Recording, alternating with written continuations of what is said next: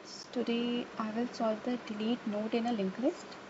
This is the LeetCode 237, and in this question you have to delete the node which is given.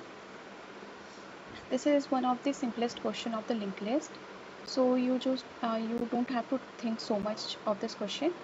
First look at this function. This is the void function, so you don't have to return anything. You just have to do one thing. Node का val is equals to node का next का val. Means you just do this, and node का next is equals to node का next.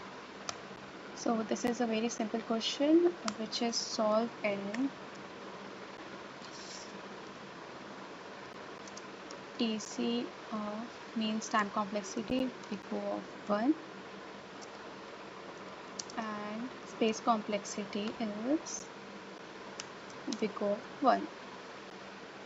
This is very simple question, so just run this. Here all the two test cases were passed, and just submit. This is submitted, means this is valid solution. So thank you for watching.